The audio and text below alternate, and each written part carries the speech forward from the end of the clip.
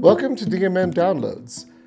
We are podcasting another conversation about DMM between Jeff Crabtree and me, Rudy Rivera.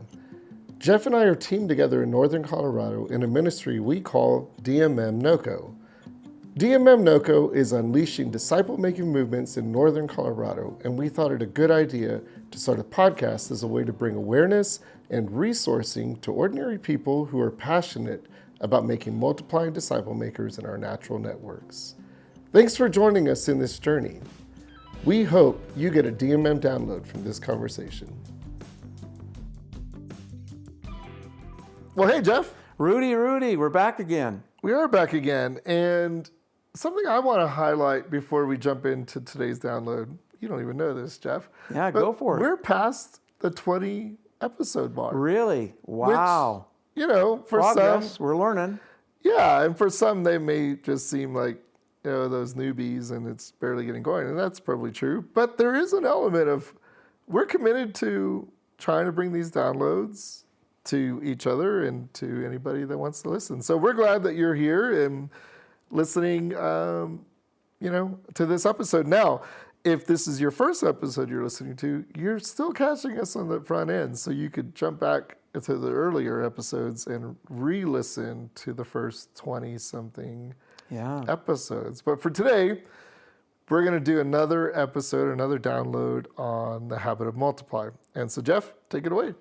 Yeah, first let me pick up off of what you just said. And obviously we're spending this time together with these downloads because we just want to serve and we want to resource people who are interested in really seeing the gospel spread as easily, as fast, and as broad as it can. So if you're listening, we hope you'll just stay invested, involved, and continue to come back, and hopefully that we can serve you by just having these downloads. Yep. So Rudy, we talked, and we won't try to pick up too much from the last time, but we were talking about how does the idea of multiplication or replication really fit into this whole idea of disciple-making movements and fulfilling the Great Commission and seeing that fulfilled even maybe in our lifetime. Well, we were talking a little off camera, and I mentioned to you, if we really take the Great Commission and put it under the microscope, do we see an addition mentality or a multiplication mentality? Jesus says to 12 men, pretty rough, rugged men from different walks of life, different giftings. And he said to them in the Great Commission, go, and as you're going, make disciples of all nations. It's the Greek panta ta ethne, where we get all ethnicities. How in the world could that be done with an addition mindset? I don't think it could have. So I think back to, as I said last session, that we see in Genesis, be fruitful and multiply through the whole Abrahamic covenant, and we mentioned that a little bit, but I think we see the mentality of multiplication in the Great Commission. We talked a little bit about that. What do you think of that? I told you off camera that when you said that, it hit me with the new download. Literally picture that. 12 people. Here's the plan. Yeah. Get to every ethnicity on the planet. That's crazy. That's crazy. And then we talked about, then the jump off point to that was what do we see in the book of Acts? Yep. That obviously we cannot probably gain from that the fire of God, if you will, and I want you to go back over to what you said in the illustration of your gardening, but I don't think we see in the book of Acts an addition equation. I think we see a multiplicative, replicative design. And when I mentioned that about the early church and how that, tell us a little bit what you said from the gardening thing, because I thought that was fascinating because I'm not a gardener. Yeah, well, we talked about, you mentioned the Spirit, and then I went to Acts 1:8, and you see the Spirit being given to the early church or to the disciples these very people who were told, go and reach Right. every ethnicity. So what do we see happen? That miraculous moment where tongues are being spoken, and I think the word says something to the effect of every person in the crowd heard the message in their own language. Correct. How was that done? Well, it was done through the Spirit, which is equated to the wind, Correct. right, in Scripture. And I just told Jeff off camera, I've never once planted a sunflower in my yard because I don't want them. They're big and they're unruly and they take over. But in my backyard, you're not here, but if you could see my backyard, behind the fence, it's a 4-foot fence. Behind the fence is a field that stretches about a mile long. There are sunflowers in that field. They come up every summer. Well, after 6 years of living here, I had sunflowers in my yard last year. How did they get there? The wind. The wind brought them over my little that's tiny good. fence and dropped them into my It's yard. fresh. And it multiplied their effect from the field into my yard. And I just thought, wow, it was the wind, AKA the Spirit, sending or multiplying the seeds of the gospel out of the 12 disciples who heard it from Jesus on the mountain into every ethnicity. That's how we get the gospel going to the nations. It's Crazy crazy. parallel there with It's the crazy. metaphor. Yeah. You know, you mentioned that no matter how much you tried to prevent, and I did. and you worked at it, and yet because of the wind blowing them in, it implanted that in your yard. Made me think, as you were talking about that, is that, again, a metaphor of the church, that the gates of hell shall not prevail against the wind blowing the gospel where the world of darkness doesn't want. And so there's a parallel there, right? That if we're in this rhythm of being led by the Spirit, blowing us wherever with a replicative, multiplicative mentality, the gates of hell are not going to prevail against that. That sunflower, when the wind blows, is going to get in your yard no matter how much you try to prevent it. Could we use that as a potential thing to chew on in regard to that? I think we can, and I wish y'all could come and see my yard later this summer and help me see if it's going to happen. Here's my real fear, and this is back into the natural world, but take it to the spiritual as well. So I ripped out the sunflowers in my yard, but by the time I did it, there were already thousands of seeds. They've already multiplied. Yeah. Okay, so I am convinced, because I tried cleaning them up, and when I cleaned them up, I tried being really, really, really careful to not spread those seeds.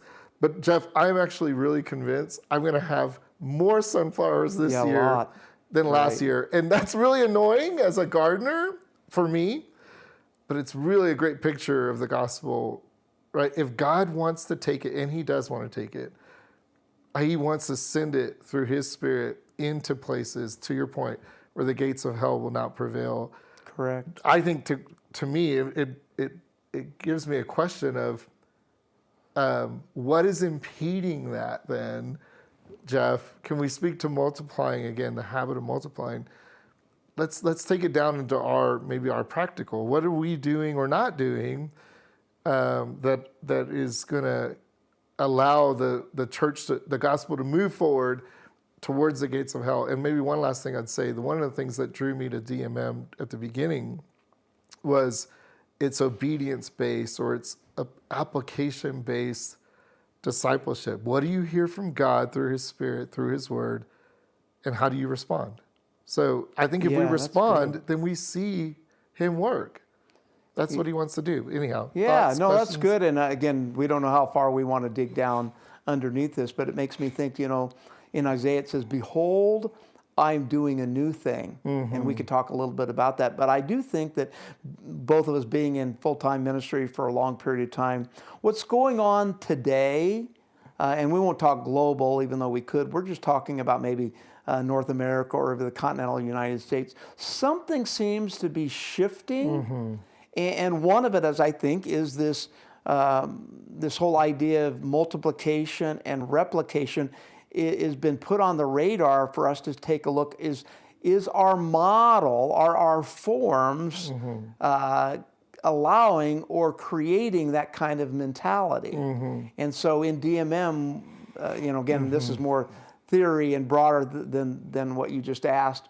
But we think that if we're beholding, listening, watching, we see God's doing something different, that disciples are encouraged to make disciples who make disciples who make disciples, and churches who are encouraged to plant, catalyze other churches, maybe not in the form that we know of. We talked about that, the attractional model, but if you will, more organic in these certain areas. We just think that this whole idea of multiplication and replication is for such a time as this. Yeah, well said.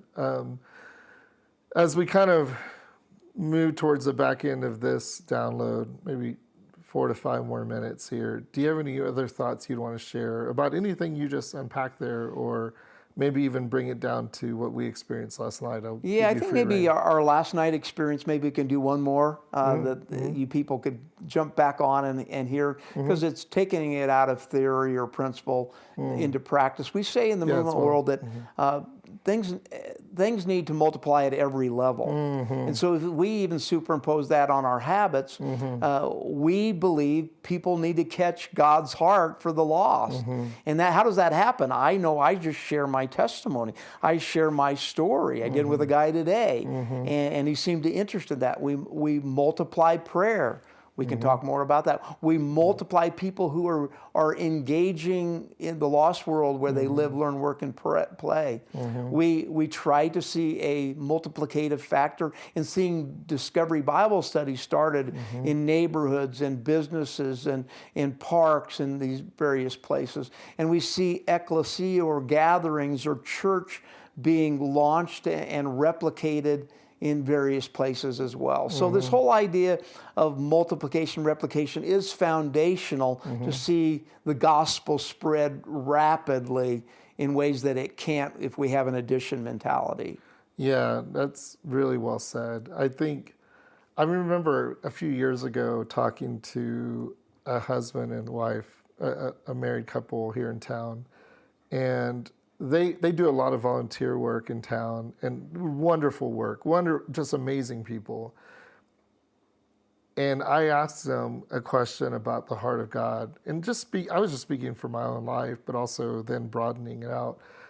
Do we believe that if more of us, for example, if the heart of God multiplied into more people in northern Colorado or Fort Collins, or wherever we live, wherever you live, if you're listening, do we believe that would impact our society?